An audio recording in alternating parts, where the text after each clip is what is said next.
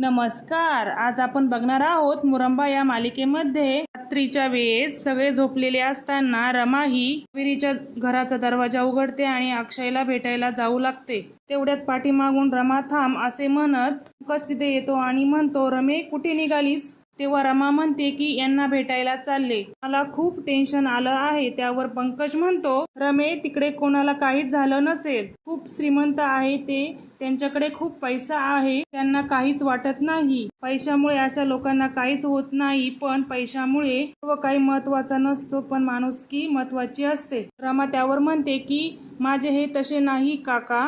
म्हणतो की तसे नाहीत ना, मग तू त्यांच्यावर असा कसा राग धरलास? रमा, कशामुळे? त्यांच्यावर तू रुसून बसली अशी?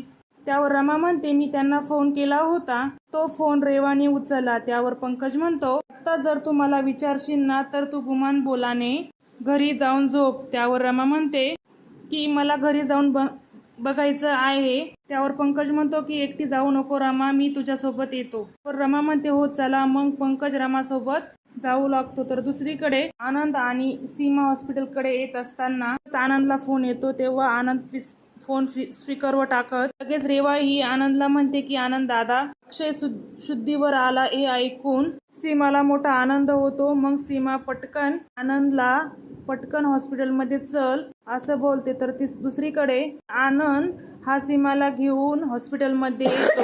त्याच वेळेस ऑटो रिक्षाने रमा ही पंकज सोबत मुकादमांच्या घरी येते. आणि रमाच्या कारची आणि रिक्षाची क्रॉसिंग होऊन दोघेही एकमेकांच्या विरुद्ध दिशेने जातात. रमा ही मुकादमांच्या घरी तर सीमा हॉस्पिटलमध्ये. तर दुसरीकडे रेवा ही आजीला फोन करून अक्षय शुद्धीवर आला आहे असं सांगते. ऐकून आजीचा जीव जीवात येतो. तर अक्षय हा त्याच्या तोंडातून फक्त रमा रमा नाव घेत असतो. रेवा ही उठून अक्षयला म्हणते की मी डॉक्टरांना बोलवते. तर अक्षय फक्त रमा रमा करत असतो. तेव्हा रेवा म्हणते, रमा नाही आता रेवा म्हण. त्यात रमा ही मुकादमांच्या घरी येते. त्यात आयाजी म्हणते, थांब रमा. व रमा म्हणते की मी यांना भेटायला आले आणि मला खूप अस्वस्थ वाटतंय आणि मला वाटतंय की नक्कीच यांना काहीतरी झालंय. आयाजी विचार करते की खरंच रमाला जे काही झालंय ते माहीत नसेल का? हे कसं शक्य आहे? तर रमा म्हणते की बरे आहेत ना हे? तेव्हा पुढे येत आयाजी विचारते, असं काय विचारते रमा? अक्षयला काहीही झालेलं नाहीये आणि जरी त्याला काही झालं असेल तर तुला सांगून काय होणार? तू काय डॉक्टर आहेस का रमा? नर्स मधला फरक तरी तुला समजतो का? ही समजणार, कारण तू शिकलेलीच नाहीये. सांगून तुला सांगण्याची लायकी सुद्धा नाहीये. तुला सांगून तरी काय उपयोग? रमा म्हणते, आई आजी प्लीज सांगा ना, नाही तर मला आतमध्ये तरी जाऊन बघू द्या. त्यावर आई आजी म्हणते, का तू गेलीस ना घर सोडून, मग आता तुला काय सांगायचं? रमा ही आई आजी समोर हात जोडते. आई आजी म्हणते की अक्षय हा तुझ्याकडे कधीच पुन्हा येणार नाही. तू जर घर सोडून गेली ना रमा, पण इथे रेवा आहे आणि रेवा ही अक्षयची तुझ्यापेक्षा जास्त काळजी घेत आहे. पंकज म्हणतो, हो आजी, मी तुम्हाला हात जोडून विनंती करतो की पुरीचा जीव कासावीस होऊ राहिलाय, तिला एकदा अक्षयरावांना भेटू द्यात. त्यावर आयाजी पंकजला म्हणते की तुझा काय यामध्ये संबंध? ती नातं तोडून इथून निघून गेली, मग तिचा सुद्धा काय संबंध राहिला? रमा म्हणते, ठीक आहे, तुम्ही नाही सांगणार ना, जाऊन बघते. आणि रमा पुढे जाऊन दरवाजात येते. त्याच वेळेस आयाजी म्हणते की रमा, तुला शपथ आहे अक्षयची, आत गेली तर याद राख रमा, असं आयाजी म्हणते. तेव्हा रमा म्हणते की आयाजी तुम्ही तरी सांगा हे ठीक आहेत का नाही? आयाजी म्हणते की अगं रमा, तुझा भ्रम झाला आहे, काहीतरी बहाणा करून तुला घरी यायचं आहे. ती म्हणते की माझा अक्षय अगदी सुखरूप आहे, घर सोडून गेली ना, पण रेवा ही सांभाळायला सुखरूप आहे. तेव्हा पंकज म्हणतो की या आजीबाईंचा पट्टा सोडला ना, घरी सगळं अलबेल असेल. तेव्हा आयाजी म्हणते की हे पंकज निघ इथून. आयाजी म्हणते की तुझ्या या भाषेला सुद्धा घेऊन जा. आणि त्यावेळेस पंकज म्हणतो की रमे, अक्षय रावांचं तुझ्यावर प्रेम असेल तर ते स्वतः तुला न्यायला येतील, चल इथून. रमा ही पाठीमागे फिरते आणि पुन्हा दरवाजाकडे बघते. तर पंकज म्हणतो चल. तर पंकज हा रमाचा हात धरून तिथून घेऊन जातो. तर दुसरीकडे आनंद, अभ्या, सीमा हॉस्पिटलमध्ये येतात. तर सीमा ही अक्षय समोर येते आणि म्हणते, अक्षय हा तू कसा आहेस? तेव्हा तोंडावरचा मास्क काढत अक्षय म्हणतो की रमा कशी आहे? तेव्हा ते ऐकून मात्र सीमाला मोठा धक्काच बसतो. तेव्हा आई आजीचे शब्द सीमाला आठवतात. आईजीने सांगितलेले असते की खबरदार रमाला कळवल तर मला आता रमाची सावली देखील अक्षयवर पडायला नको. सर्व आठवून सीमा मात्र खाली मान घालते. सीमा म्हणते, अरे अक्षय, माझ्याकडूनही चुकलं. तिला कळवायला हवं होतं. थांब, मी रमाला फोन करते. अक्षय म्हणतो की आई थांब ना, प्लीज तिला कळवू नकोस. सीमाला मात्र मोठा धक्का बसतो. म्हणतो मी स्वतः रमाच्या घरी जाऊन तिला समजावून पुन्हा घरी घेऊन येईन. माझा ऍक्सिडेंट झाला हे तिला कळलं तर ती धावत पळत इथे येईल आणि मला हे नको आहे. तिच्या घरी जाईल आणि तिला समजावेल, पुन्हा तिला आपल्या घरी घेऊन येईल. असे म्हणत अक्षय हा त्याच्या तोंडाला पुन्हा मास्क लावतो. सीमा म्हणते, अरे अक्षय, मला हे बरोबर वाटत नाही. कावेरीचं तरी कानावर घालायला हवं. अक्षय म्हणतो, नाही आई, तुला माझी शपथ आहे. त्यावर अक्षय म्हणतो, मला बरं वाटलं तर मी तिच्या घरी जाईल आणि तिला समजावेल, पुन्हा घरी आणेल. अक्षय म्हणतो की आई, मी रमाला दुखवलेलं आहे आणि मी तिची माफी मागणार आणि तिला घरी घेऊन येईल. तर दुसऱ्या दिवशी आई आजी डॉक्टरला फोन करून विचारते की डॉक्टर, माझ्या नातवाला काही कमी पडता नाही, वेळ आली तर फॉरेनवरून डॉक्टर बोलवा. पैशांचा पाऊस पाडील पण माझ्या नातवाला काही कमी पडलं नाही पाहिजे. पुढ्यात रेवा घरी येते आणि आजीला म्हणते की आज आपण अक्षयला घरी घेऊन येऊ. त्यावर आजी म्हणते की अक्षयला जर मला काही झालं ना तर अजिबात मला काही सुचत नाही. तर तेव्हा म्हणते की मला तुम्हाला एक गुड न्यूज द्यायची आहे.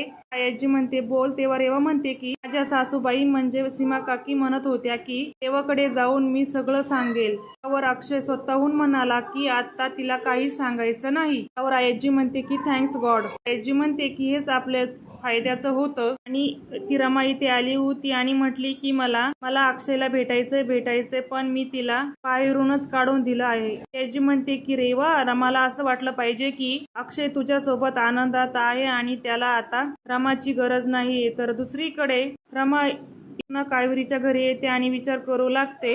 आजीने सांगितलेले असते की रमा, तुला अक्षयची शपथ आहे. कावेरीने सांगितलेलं असतं की अक्षयराव इकडे आले. ते सर्व आता रमाला च्या डोळ्यासमोर येते. तर इकडे अक्षयनी रमाला सांगितले असते की रमा, मला तुझी खात्री आहे, तू नक्कीच कधीतरी मला माफ करशील, माझ्या घरी पुन्हा येशील. तर दुसरीकडे जान्हवी आणि आरती किचन मध्ये असतात. तर तिला उलटी होऊ लागते. तेव्हा जान्हवी की आरती, तुला काय होत आहे, बोल बरं माझ्याशी. जान्हवी म्हणते की ती माझ्याशी बोलली तर मला तुला बरं वाटेल. ती म्हणते की काय बोलू आणि काय सांगू तुम्हाला. जान्हवी म्हणते की घरात खूप स्ट्रेस आहे, मला माहित आहे, त्यामुळे तू जाड होत चालली आहे आणि तुझं पोट सुद्धा वाढत आहे. जान्हवी म्हणते, तुला काय झालंय ना, मला कळलंय. आरती काळजीत पडत म्हणते की मला काय झालं हे तुम्हाला कळलं जान्हवी वहिनी. तर जान्हवी वहिनी म्हणते हलून म्हणते की तुला बाळ होत नाही म्हणून तुला डिप्रेशन आलं आहे. जान्हवी म्हणते की तू जास्त खाते मग तुला उलटी आल्यासारखं होतं. जान्हवीला आनंदचा फोन येतो आणि अक्षय सुट्टीवर आला आहे, जान्हवीला सांगतो. तेव्हा जान्हवी ही बाजूला निघून जाते. तेव्हा आरती, तिला कळलं तर नाही आपल्याला झालं आहे आणि आपलं पोट कशाने वर आलं आहे. दुसरीकडे कावेरी ही रमाकडे येत म्हणते की अगं रमे, किती वेळ झाला आहे, अशीच बसून आहे, उठ बरं. पंकज म्हणतो की ताई, तुम्ही ती पांढऱ्या केसाची म्हातारी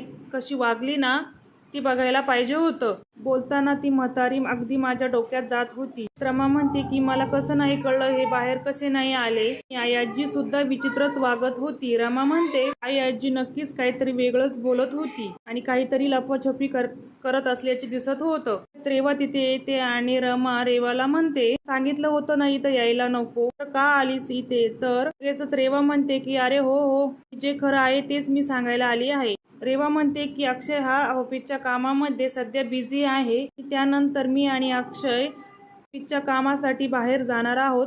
नंतर रेवा म्हणते की मी आणि अक्षय चाललोय आणि आमच्या मुकादमाच्या कामासाठी चाललोय. रेवा म्हणते की रमा, तू अशी काय करतेस, मी तुला व्हिडिओ तर दाखवला, तू तो बघितला नाही का. आणि अक्षयला जर यायचंच असतं ना रमा, तर तो कधीच तुझ्याकडे आला असता. म्हणते की तो काल आला असता आणि परवा तर दसरा होता, तो येऊ शकत होता. तर रमा म्हणते की रेवा, माझा तुझ्यावर अजिबात विश्वास नाहीये, तू खोटं बोलतेस. आणि रेवा म्हणते, मी जर खोटं बोलत असले तर तू तुझ्याकडे येऊ शकत होता, पण तो का नाही आला.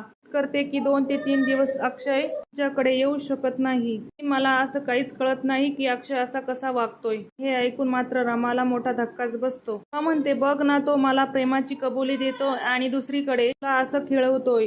हे ऐकून मात्र रमाला मोठा धक्काच बसतो. तर रेवा म्हणते की तो शेवटी शशिकांत मुकादमाचाच मुलगा आहे. मला एक सांग रमा, पहिल्यांदाच त्याच्या आयुष्यात आली होते तेव्हा मी काय करू? तेव्हा ते ऐकून म्हणते की बस झालं रेवा आता. रागाने रमा म्हणते की जा तू इथून. मला मात्र मोठा धक्का बसलेला असतो. त्यानंतर मला समजते की अक्षयचा ऍक्सिडेंट झाला आणि अक्षय हॉस्पिटलमध्ये आहे. तेव्हा तिथे रमा येते. सीमा ही अक्षयला डिस्चार्ज घेऊन तिथून जाऊ लागते आणि अक्षयची नजर रमावर पडते. तेव्हा रमाला बघून अक्षयला मात्र मोठा आनंद होतो. लगेचच रमा ही भिंतीकडे तोंड करते. अक्षय सीमाला म्हणतो की तू रमाला सांगितलं का? सीमा म्हणते मी नाही सांगितलं. व अक्षय हा रमाला समजावून सांगतो. त्याच वेळेस आनंद हा अभ्याकडे येतो आणि म्हणतो की अक्षयचा ज्या ठिकाणी ऍक्सिडेंट झाला होता त्या ठिकाणचे सीसीटीव्ही फुटेज चेक केले. फुगेवाल्याची भेट घेतलेली असते. ऍक्सिडेंटचा व्हिडिओ आनंद त्या फुगेवाल्याला दाखवतो आणि म्हणतो की तुम्हाला माहित आहे का या गाडीमध्ये कोण होता तो? तेव्हा तो व्हिडिओ बघून लगेचच फुगेवालाच्या समोर त्या रेवाची चित्र उभे राहते. ज्या वेळेस रेवाने अक्षयला उडवलेले असते वेळेस फुगेवाला रेवाला म्हटलेला असतो की ओ मॅडम त्या साहेबांना किती लागलंय. तेव्हा रेवा ही घाबरून निघून गेलेली असते. त्याच वेळेस आनंद हा रेवा सोबत तिथे आलेला असतो. तिथून परत चालू लागते. लगेचच त्या फुगेवाल्याला रेवा दिसून फुगेवाला तो त्या रेवाकडे बोट करून म्हणतो की त्याच बाईने त्या साहेबांना उडवले. त्याच वेळेस हे शब्द ऐकून मात्र आनंदला मोठा धक्काच बसतो. रेवाने अक्षयला उडवल्याचे भयानक सत्य समोर येते व आता अक्षयला उडवल्याचे सत्य आजी आणि अक्षयला समजतात. रेवाची कशी घराच्या बाहेर हक्कलपट्टी होते हे बघण्यासाठी आणि मुरंबा मालिकेच्या पुढील अपडेटसाठी आपल्या चॅनलला लाईक करा, शेअर करा, सबस्क्राईब करा.